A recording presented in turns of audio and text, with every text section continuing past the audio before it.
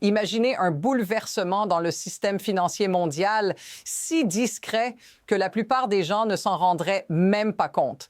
Pas de frénésie médiatique, pas de déclaration officielle, juste une ligne de données sur un site web ignorée par la majorité.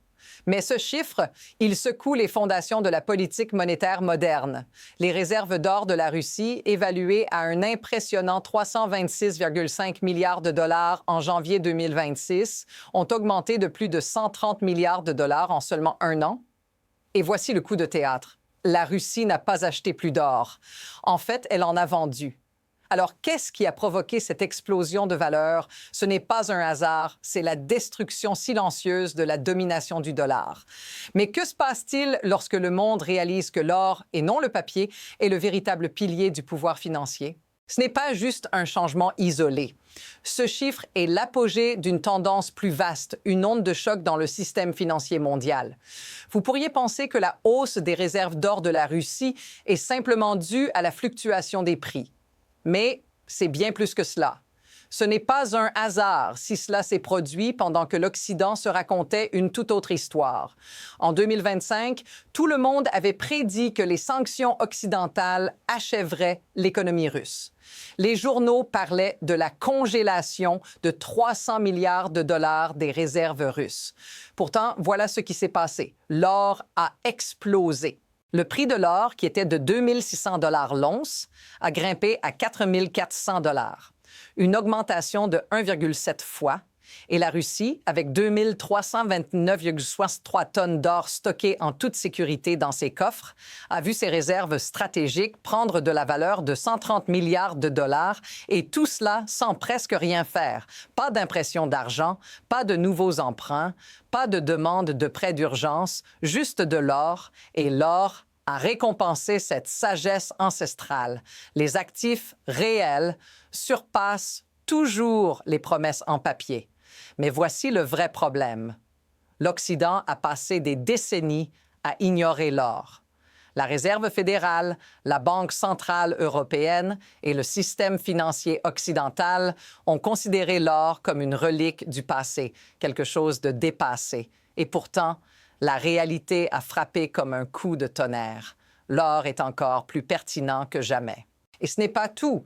La Russie n'est pas seule dans cette stratégie. La Chine, l'Inde, l'Arabie saoudite, les Émirats, l'Iran, tous ces pays ont vu ce que la Russie a fait et ils suivent maintenant le même chemin. Le chiffre des 326 milliards de dollars de la Russie n'est peut-être que l'introduction à ce qui se profile à l'horizon. En fait, ce qui est en train de se jouer pourrait bien menacer l'hégémonie du dollar à long terme. Imaginez une coalition de pays accumulant de l'or, agissant en silence, unis par un objectif commun, s'éloigner de la dépendance au dollar. La vraie menace n'est pas simplement que la Russie détient une immense quantité d'or. C'est que ce processus est désormais systématique. Et l'enjeu est colossal. Vous l'avez compris, la Fed ne dispose d'aucun moyen de contrer cela. L'or ne peut pas être sanctionné, on ne peut pas imprimer de l'or. Et il n'y a aucune politique monétaire qui permette de s'en sortir en manipulant des chiffres. Pensez-y un instant. Les nations qui ont des réserves en or sont à l'abri des chocs géopolitiques. Elles ne dépendent pas des promesses en papier qui peuvent disparaître du jour au lendemain. Voilà pourquoi, même si les médias occidentaux restent muets sur ce phénomène, ce changement silencieux est en train de redéfinir le paysage monétaire mondial. Là où tout cela a commencé, c'est en 2003. L'invasion de l'Irak par les États-Unis a servi de signal d'alarme. Lorsque l'Irak a été envahi, l'un des premiers actes après la chute du régime de Saddam Hussein a été la saisie de l'or irakien. Ce n'était pas un événement médiatisé, mais c'était un message clair pour ceux qui savaient l'interpréter. L'or stocké sous forme physique dans vos propres coffres est le seul véritable actif à l'abri. Mais l'or stocké dans des banques internationales, comme à New York ou Londres, peut disparaître du jour au lendemain si vous devenez un ennemi. Cette leçon a été renforcée en 2008 lors de la crise financière mondiale. Le gouvernement américain a lancé un plan de relance massif, imprégnant le marché de nouveaux dollars pour sauver les banques et prévenir un effondrement systémique. La réponse de la Réserve fédérale a été de créer de l'argent à une échelle jamais vue, imprimant des trillions de dollars. Et les économistes russes ont observé cela de près. Ils ont vu le dollar perdre de la valeur. Ils ont vu l'inflation monter et ils se sont posé une question décisive. Si les États-Unis peuvent imprimer des dollars à l'infini, pourquoi devrions-nous continuer à détenir nos réserves en dollars? C'est là que tout a changé. En 2009, la Russie a commencé à accumuler de l'or. Pas bruyamment, pas de manière agressive pour éviter d'attirer l'attention, mais petit à petit, méthodiquement. Chaque trimestre, la Russie achetait de l'or, 40 tonnes ici, 60 tonnes là. C'était un processus silencieux, stratégique. Puis, en 2014, la Russie détenait déjà environ 1400 tonnes d'or. Comparé aux États-Unis, c'était encore modeste, mais la tendance était claire. La Russie ne s'arrêtait pas là. Puis, en 2022, tout a pris une tournure décisive. Lorsque la Russie a envahi l'Ukraine, l'Occident a réagi avec un paquet de sanctions sans précédent. 300 milliards de dollars des réserves de change russes ont été gelés de l'argent que la Russie croyait sûr. Des dollars stockés dans des banques occidentales, des obligations, des euros, tout cela devenu inaccessible. La moitié de leurs réserves s'est évaporée du jour au lendemain. Mais il y a une chose que l'Occident n'a pas pu toucher. L'or. Plus de 2300 tonnes d'or stockées sous contrôle russe à l'intérieur même de la Russie. Ces réserves n'ont pas été affectées par les sanctions, elles sont restées intactes. Et cette réalité a frappé de plein fouet tous les autres pays non occidentaux. Si cela peut arriver à la Russie, la 11e économie mondiale et une puissance nucléaire, cela peut arriver à n'importe qui. Les pays comme la Chine, l'Inde, l'Arabie saoudite et même le Brésil ont vu cette situation et ont pris la même décision, diversifier leurs réserves, accumuler de l'or et le stocker à domicile. Le message était simple. Ne mettez pas vos œufs dans le même panier, surtout pas un panier contrôlé par vos adversaires géopolitiques. À partir de là, la stratégie de la Russie a évolué. Entre 2022 et 2025, la Russie a continué de produire environ 340 tonnes d'or par an. Mais cette fois-ci, le gouvernement a mis en place une nouvelle politique. Toute la production d'or domestique devait d'abord être offerte à la Banque centrale. Les entreprises minières privées ne pouvaient pas exporter leur or sans l'approbation de l'État. L'or ne quittait pas la Russie, il restait dans le pays, à l'abri des regards et des pressions internationales. Ce n'était pas seulement une question de diversification, c'était une question de contrôle total. L'État russe a verrouillé son marché de l'or, garantissant que la richesse nationale restait dans le pays, loin des marchés financiers mondiaux et du système bancaire occidental. Et pendant que les sanctions occidentales tentaient de ralentir la Russie, elles ont en fait accéléré cette stratégie. Les échanges commerciaux avec la Chine, l'Inde et le Moyen-Orient ont augmenté et ces pays ont eux aussi commencé à accumuler de l'or. Mais ce n'était pas qu'une réponse à la pression. C'était la construction d'une alternative. Une alternative qui, aujourd'hui, menace sérieusement la domination du dollar. Ce processus silencieux et systématique de l'accumulation d'or par plusieurs nations constitue une base solide pour un système monétaire parallèle qui ne repose plus sur les promesses en papier des monnaies fiat, mais sur un actif réel et tangible, l'or. Regardez où nous en sommes maintenant. En janvier 2025, la Russie a vendu environ 64 tonnes d'or pour financer son budget. Mais l'effet sur la valeur des réserves a été choquant. Le prix de l'or a augmenté de près de 70 % en quelques mois, passant de 2 600 $ à 4 400 $ l'once. Malgré la vente de métal, la valeur totale des réserves russes a bondi de 130 milliards de dollars. Une telle augmentation de la valeur en pleine liquidation n'est rien d'autre qu'une alchimie monétaire. Ce n'est pas de l'investissement, c'est une démonstration de la puissance de l'or face à la monnaie fiduciaire qui perd de sa crédibilité. Alors que les devises mondiales, en particulier le dollar, perdent de la valeur, l'or continue de croître et la Russie, qui a prévu ce mouvement pendant des années, en récolte maintenant les fruits. Mais la Russie n'est pas seule. La Chine, qui est également l'un des plus grands producteurs d'or au monde, stocke silencieusement des tonnes d'or.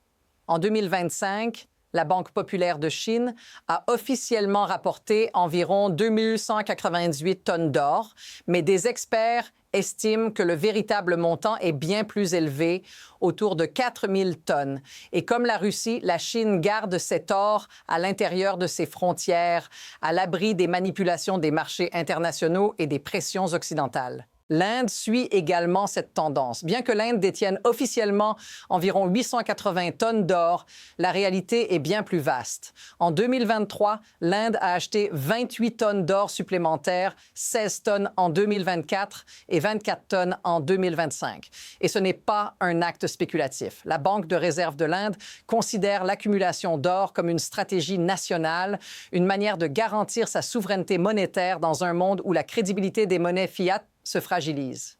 Ces pays ne se contentent pas de stocker de l'or. Ils se préparent à un système alternatif où l'or, et non le dollar, régit les transactions. Ajoutez à cela les nouveaux membres des BRICS, l'Arabie saoudite, les Émirats, l'Iran, et vous obtenez un ensemble de nations qui possèdent une part considérable de l'or mondial.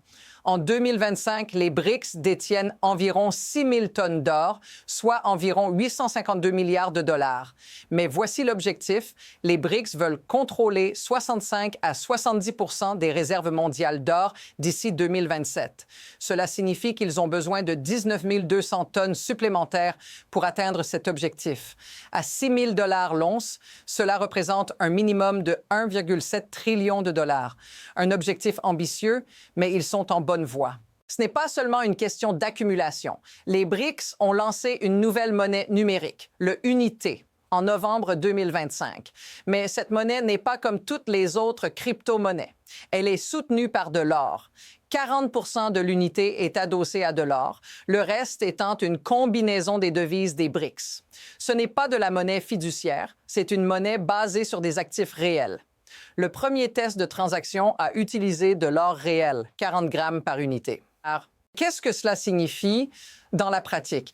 Eh bien, auparavant, si l'Inde voulait acheter du pétrole saoudien, elle devait d'abord acheter des dollars. L'Inde recevait des dollars, puis les utilisait pour acheter du pétrole. L'Arabie saoudite, elle, acceptait les dollars et les recyclait dans des actifs américains. Mais maintenant, avec l'unité, l'Inde peut payer directement l'Arabie saoudite en unités soutenues par de l'or. Pas de conversion de dollars, pas de dépendance à l'ancienne infrastructure bancaire internationale, pas de contrôle de la Fed. Ces transactions se font de banque centrale à banque centrale, directement entre les deux pays, sans aucun intermédiaire. Chaque transaction effectuée en unités au lieu de dollars réduit la demande mondiale de dollars. Et cette réduction est permanente. Les pays impliqués n'ont plus besoin de l'approbation des États-Unis pour commercer entre eux. La Réserve fédérale ne peut rien faire pour arrêter cela. Et la Fed, que peut-elle dire face à cela? Absolument rien. Elle ne peut pas interdire l'unité car elle échappe à sa juridiction. Elle ne peut pas sanctionner une monnaie qui repose sur de l'or réel stocké dans des coffres sécurisés. Et la Chine, la Russie, l'Inde et les autres pays qui se lancent dans ce système n'ont pas besoin de l'aval de l'Occident. Leurs transactions sont désormais indépendantes du dollar et chaque échange effectué sans le dollar réduit inexorablement la demande mondiale pour la monnaie américaine. La réponse de la Fed à cela? Silence. Parce qu'ils ne peuvent pas répondre. Ils ne peuvent pas lancer leur propre monnaie numérique soutenue par de l'or car ils ne disposent tout simplement pas de suffisamment d'or. Les États-Unis détiennent environ 8 333 tonnes d'or. Les BRICS visent à en posséder 25 000.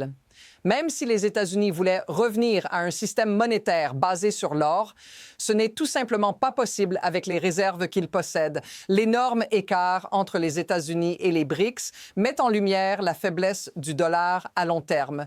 Mais tout cela ne fait que commencer. La domination du dollar, qui a duré plus de 70 ans, est en train de se dissiper lentement. En 1999, le dollar représentait 71 % des réserves mondiales de change. En 2020, ce chiffre était tombé à 59 % et en 2025, il atteindra 53 %, le plus bas depuis 30 ans. Alors, où va cette part perdue? Elle est en train de se diriger vers l'or. La part de l'or dans les réserves mondiales a doublé en 5 ans, passant de 6,4 en 2020 à 12,9 en 2025. Ce n'est pas un simple déplacement. C'est une réallocation structurelle du capital mondial. Les pays n'investissent plus dans des actifs en dollars. Ils achètent de l'or. Et cela ne fait qu'accélérer. Cette transition, encore discrète, prend de l'ampleur chaque jour. Et d'ici 2027, l'or pourrait représenter 65 à 70 des réserves mondiales de change contrôlées par les BRICS et d'autres nations qui suivent cette voie. Mais ce processus ne sera pas linéaire. Nous sommes dans une phase de préparation et de construction, mais ce qui arrive ensuite pourrait être une rupture totale. Le système financier mondial pourrait bien se réorganiser autour de l'or, et ce, à un prix qui pourrait atteindre 10 000, voire 15 000 $ l'once. Si vous voulez continuer à suivre cette analyse et découvrir ce qui va se passer ensuite, n'oubliez pas de vous abonner pour ne rien manquer. L'avenir du système financier mondial se construit maintenant et chaque détail compte.